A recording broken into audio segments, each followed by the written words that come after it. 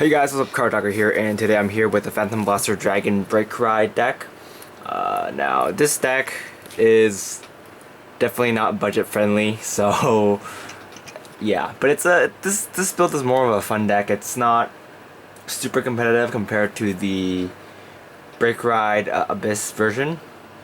I have tried playing a deck with the Break Ride and Phantom Blaster Abyss, and it is pretty competitive, and it is pretty consistent for what it is. So anyway, I might do a deck profile on that a bit later, but I have a bunch of other deck profiles that I promise I will make you guys, and that is in the works. So anyway, without further ado, let's get onto the deck profile for Phantom Blaster Dragon. So for starting Vanguard, we're running Full Battle Brave. Now Full Battle Brave is a Generation Break 1 skill. You move kind of lost one, move this card into Soul, and then you search for a blaster unit and you add it to your hand, and then you shuffle your deck. So yeah, mainly all your grade 3s are blasters, so it's pretty easy to do. For the grade 3s, we are running 4 Phantom Blaster Dragons, the Break Ride. Now this is currently one of the most expensive cards in Vanguard, so definitely don't recommend you buying these unless you are a die-hard Shadow Paladin fan. But anyway, his skill is Limb Break 4, Soul Blast 3. When a Shadow Paladin unit rides on top of this card, you will pay the cost if you do. It gets plus 10k that power and a new skill.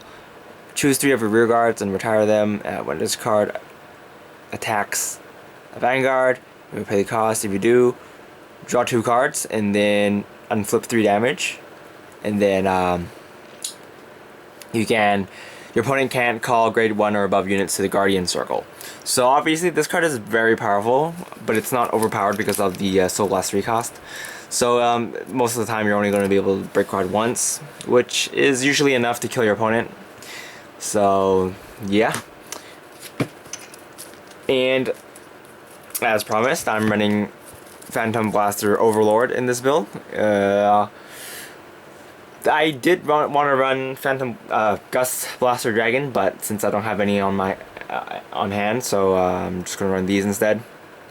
And in this build, I think Phantom Blaster Overlord is a bit more powerful, since he does get the extra 5k instead of the 5k that you'll get from Gust Blaster, since most of your soul will be gone if you use Gust Blaster, so you won't be building up that much power.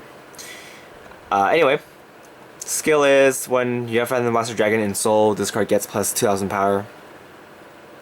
And if you have any non-Shadow Paladin units, this card minus 2000 power. The main skill you want to know is his Counter Blast 3. That's when this card attacks and you may Persona Blast. If you do, this card gets plus 10,000 power and an extra critical. So combo with the Break Ride, he'll be swinging for around 30 plus power, 30,000 power plus, and your opponent can't call grade 1, so they're gonna have to ditch a lot of grade 0s to guard against the attack, which is pretty good. Next, for grade 2s, we're gonna run 2 Matchas. Matcha Generation Break 1. When this card's boosted, you may Counterblast 1 to Superior Call a grade 1 from your deck. Pretty good toolboxing card, very useful. Helps you set up your columns. Next, we're running 4 Doreen. Another Generation Break 1 card. When you have a Blaster grade 3 unit with Blaster in its name, this card gets plus 2000 power and a new skill. If this card is being boosted by Claudius, you may unflip a damage. So pretty good unflipping damage card. Let's reuse your Machas a lot. Next, we run 3 Masquerades. Masquerade. The original Masquerade, the one that gets plus 3000 power if you have a Blaster unit.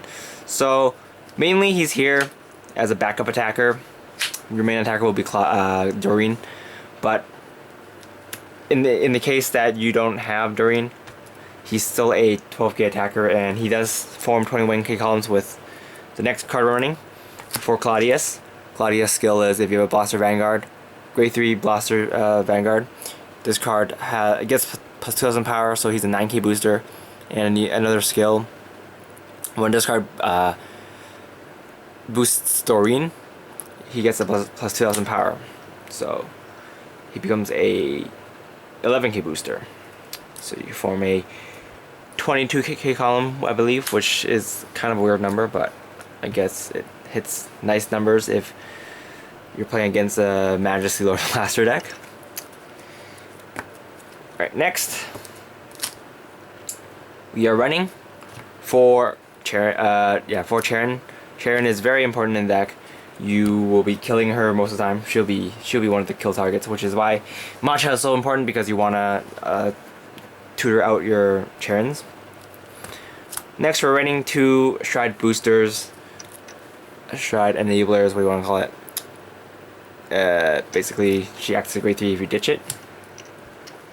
No other purposes, because we don't want Clarence Sword. Yeah. I did try running 2 Clarence Sword in this deck before, when I was running 3 Platinum Blaster Dragon and 3 Vanguard Blaster Overlord, but I find it less consistent than this build, so, you know, just running this build instead. Next, we're running 4 of the new Perfect Guard Gs. Yeah, for Perfect Guard Gs, and helps you unflip more damage. Pretty useful. And then for triggers, we're running 8 crit, 4 draw, and then 4 heal. So pretty standard lineup. You really want to run these draws because you can move them into soul and build up soul in case you soul blast it with the Great Stride. And also, we're not running Dark Heart because I feel like I had a choice between running her or the Stride enablers, and I find running the Stride enablers a little bit more consistent. So yeah, but Dark Heart is a very, very powerful card, but it does conflict a little bit with the Break Ride. So yeah, that's my reason for not running Dark Heart, but you can tech in 1 or 2 if you want, and I think it won't make too big of a difference in the deck. For the grade 4s, we're running 2 Aura Geyser Dragons. Skill is kind of last 1, so last 1, flip a copy of itself in the G zones, G Persona Blast, and then you can choose 2 of your rear guards and retire it. And then if you do, when this card attacks, you pay the cost, and then reveal 2 of the top cards of your deck. And if they are grade 1, if the revealed cards are grade 1 or lower, this card gets plus 5,000 power, and then you add the cards to your hand. So basically, we're gonna kill off Charons, and then you get a plus off that, I guess, and you also get the power, so it's quite nice. It's quite a nice trade-off. Also helps build up hand if you have problem with that. It's a way to convert the ways you generate advantage by calling great ones to putting it back in your hand. It's nice. I'm not going to run more than 2 because she does have a Soul Blast cost, which might conflict with the Break Ride, which is, you know, yeah. Next, we're running 4 Grim Recruiter, 2 Grim Recruiter, sorry. When you hit, you can search for grade 1, so early game pressure, quite nice. And then we're running 4 Phantom Blaster Diablos. Nothing much else to say about him. Nice finisher. It's also a very good. If you can't pull off your Break Ride for some reason, then you can just use him. Also, pretty good in mirror matches. So if your opponent's bad, then they might do something stupid, and then you can just finish them off with this. The main problem with this deck is it doesn't have much retiring power,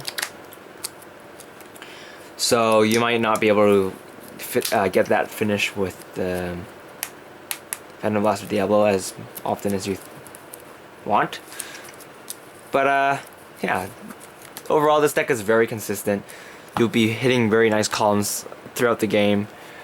And yeah, there's lots of tutoring and stuff, but the main problem with the deck is if your opponent stalls you out for too long, then you might risk decking out, which I've cut pretty close for a lot of games, but I haven't officially decked out.